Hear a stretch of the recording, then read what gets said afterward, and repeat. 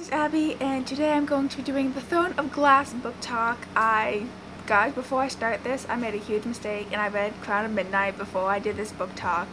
So there's a lot of stuff that I have answered that I wasn't supposed to know until I read it. So yeah, I'll try not to spoil you guys for the next book in this book talk. In case you guys didn't know, I listened to the audiobook of this book, so I do not have the book here with me in London. I have it in Newfoundland, so I didn't really get to finish it, so this will have to suffice. I also did my nails like blue for no, it's actually purple for like Throne of Glass, and then this for Crown of Midnight. It's also really sad. I know I'm getting really off topic, but my nails on this hand are going really longer, and it's what I do. And this is the hand that's on the neck of the guitar, so it's going to be really hard. And these ones are like nubs. That's really off topic anyway. Let's get on with the video. As you can see, I'm in a different location. Everyone decided it'd be the perfect time to go into the living room as I'm filming, so let's just get finished with this video. Saying the main character is amazing. Her name is Celaena, and she is an assassin, and she is in I'm trying to remember the name. Name will be right here. Like, it's a place where they decide to go like slowly kill people, because people slowly die in this little mine thing that they're making all these people who they don't like go to. And she is 18, and I can't really say that because it has to do with the next book, but she is 18 and she is amazing. The non-spoiler section, there is an assassin's test, and that's not really spoiler because that's basically on the book that it is an assassin test. There is a love triangle between Celaena and two different people, and I also love the book. I can't believe it took me so long to read this book, and I'm literally, since I finished Crown of Midnight, I'm just like ready to go and air a fire, but I have to do these 2 reviews before I do it. It's the end of the non-spoiler section. If you have not read the book, like I have not read the book for a while, and I know there are still people out there because I have not read it, then do not continue watching because I don't want to spoil. And yeah, so bye people who have not seen the book, read the book. So, what the heck is wrong with, I'm trying to remember the name, I will probably say the name like halfway through the thing, but, you know, let's break, like, Elena's person who took care of Celaena, and, why did I say Elena? The person who took care of Celaena, like, made her an assassin. Oh, let's just break your right hand so you can be more dominant with your left hand. What? Why would you do that to, like, a girl? Like, I guess it's helping her, like, she's now able to do more things, but why would you do that? I'm just taking off my hair tie. Why would you do that? Like, dude, this person, if they ever catch this person, I'm surprised Celaena doesn't hate him. Really curious about Sam, because we only really get to see in this book, like, that he died. We didn't really get to know why, or, like, who he really was to Celaena. Guys, Dorian, oh my god, he's so nice and sweet, and but I'm not team Dorian and Celaena or whatever you guys shit their names. I'm sorry, don't shun me, I'm sorry. Since I am not team Dorian, I have to be team Cal and Celaena. I'm sorry guys, I just like it so much better. I think Celaena and Dorian are like more best friends than boyfriend girlfriends. I don't know why. I'm sorry if you guys hate me, but I am team Celaena and team Cal. I'm pretty sure that's a ship name for it. Don't know the ship name right now. In the book, like, remember guys, I'm listening to the audiobook of this, the moment when Celaena was on her period, and Cal's like, oh my god, are you okay, you're so sick, and then she threw up, and she's like, oh my god, you're sick, and she's like, Cal, and when he finally realized what she meant, he just kind of like, okay, I'll just leave, and I was like, dying. It was so funny, especially when someone else is reading it to you. I was just like dying of laughter, and it was so funny. I'm like, I can relate. Like, it was amazing moments in that part of my life when that happened in the book. Fleetfoot, oh my gosh. The way they describe it, it's like, I think it's like a golden retriever, but it's like a really big golden retriever. And it was so cute how Dorian bought Celaena the puppy, because they said, oh, then we might give it away because it's not like $100. She's like, don't you dare do that. And Dorian gave her the puppy. It was so cute and sweet, and I loved it. I love Fleet. Subject of Dorian. I love how Cal's like, no, you can't go into the library and have all these books. And so Celaena asked Dorian, and Dorian just like, I'll give you like half the library if you want. I like that because it kind of brought them together more as best friends for me when they did that, because they had the love of books the same, and it was just like, yeah. My hair, it was way too hot in London. It's supposed to feel like 50 degrees out. Like, no. Knoxfellow. I didn't really like it from the beginning. I kind of suspected something was off when Celaena kept saying how he kept getting bigger every single time one of the other people died. Yeah, I don't know if one of trying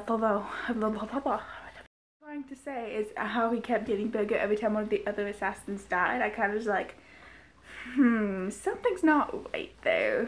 I love Princess Nehemia. I love how she's like always trying to like tick off everyone in the castle. And guys, I can't do anything. I can't even do anything. I can't go on with this. I'm sorry. This is another thing that I wrote down, and I can't really do anything about it because I found out in the next book. Oh my gosh, I think this whole page that I have down, I have everything else that I found out in the next book. Literally, I can't even talk about this because it gives it away. I'm sorry. Thing I can talk about. I love the scene when they were like climbing up the wall and she like went back down to get him. Like Cal gave her hell for it, but that was like, yeah, he was the nicest one too. You're obviously gonna go down. You want an ally with all these other assassins. Stop looking at me. I love Queen Elena. Queen Elena is just awesome. I love how they said how over time they didn't want to know that the queen was actually fighting alongside the king, so they made up the story how the king went to rescue her and everything. I love how we find out that Elena was actually in this, like she was actually the person who was like up with the king and everything, up the front line fighting in this war. And but they made a story how Elena was saved by the king, and I'm like, that is awesome how she was actually up there with them, because every fairy tale you expect, oh yeah, that's what happened, and I'm so happy that that didn't happen. One of my favorite parts is when, I don't remember what holiday it was, because again, I read the second book before I did this book talk, but when Dorian gave her the candy, and she had like red teeth from all the candy because she ate it like really fast. Apparently Celaena loves candy. Dude, she's like literally me. I would like probably eat the whole bag. But I love how she had red teeth and she was like, and she like smiled at him. It was really funny, and it was like, again, that didn't really seem boyfriend girlfriend to me. It seemed like best friend. Sad to me how throughout the book, Selena, whatever it is, Selena, I know, but she won't really attach herself to any person because of Sam, what happened to Sam. Like, that's what I said. I want to know more about what happened to Sam and why she won't attach herself to anyone because of him. Even in the next book, it doesn't really do it, but when the mark on her forehead after the fight, and I'll get to the fight in a second, the mark on her forehead after the fight was a watermark, and the king knew, like, the king knew what it was, and Nehemia knew what it was, but they didn't really, like, Nehemia didn't really say anything, and the king didn't really go in, like, right away and tackle. Like, no one really brought it up. Like, Celaena didn't even know what happened. No one really brought it up, like, at all until Nehemia finally told her, like, oh yeah, you had this mark on your head. I don't know if it was Nehemia or Dorian. I think it was one of those two that brought it up, like, oh yeah, you had this mark on your head. And she's like, what? Like, no one really brought it up, so Celaena had no idea. Final fights. Like, is the king trying to kill Celaena? Because she went into a fight. She was in the second fight, like, there was 4 left. So, 2 people went in, and then she was the 2 second ones. Like, there was supposed to be a break between there was supposed to be a break from the last one to, like, the final fight. I'm kind of thinking that they didn't really do anything, like, they didn't really leave a break because it took, like, Celaena, like, literally almost 3 minutes to, like, just, like, knock him down, like, by the way, I'm just laying here, Sadaffian?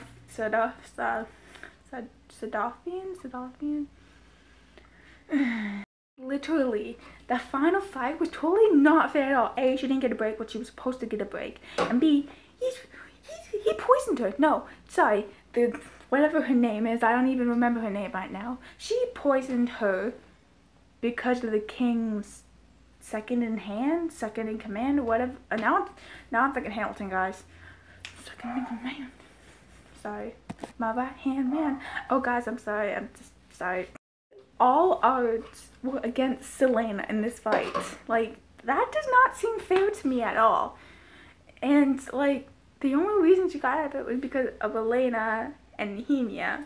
Because Cal wouldn't go over that line, and neither Dorian did nothing. He just sat down and watched her. That's like one of the things that I couldn't really see either, as them being boyfriend girlfriend. Because Cal was literally ready to cross that line, even though he knew that the king was watching, and Dorian was just sitting there knowing he didn't want to do anything because he didn't want to disobey his father. Like, what? All I have for this book talk. Let me one sec. Let me get the book. Well. Photo of book. Ah, there it is. Maybe this could be the thumbnail. Ah, yeah, this is gonna be the thumbnail. I like it. But that is all for this book talk. Again, I made a huge mistake of literally reading the second book before I did this review. So there's like almost like there's like 2 pages whole that I couldn't do. Yeah, also, I'm going to be at my grandmother's for 3 weeks. I'm going to be at a trailer, and there's not really Wi-Fi there, so if my schedule is off, that is my reasoning. Please don't get mad at me. I'm trying to do these videos in advance so I can post them later on, but I don't know how many videos I'm going to be able to get done within the 3 weeks that I'm actually at my grandmother's. So yeah, like and subscribe. If you want to check out my other channel, be up here. Basically anything not related to books. And you want to subscribe, click down here. Also, I said this in my last video, me and my best friend Jessie, which I think you guys have met in my other channel, we have decided to do a channel together. And yes, we have no videos on there right now because she's at cadet camp and I'm obviously in London. So if you want to check that out, click here. Even though I know there are no videos, I'm sorry. There probably won't be any videos until we're both back in Newfoundland. So yeah, that is it for this video. If you want to comment down below what books you want me to read or what you think of this, then I will gladly read the comments. I always read the comments on any of my videos. But that is it for this video.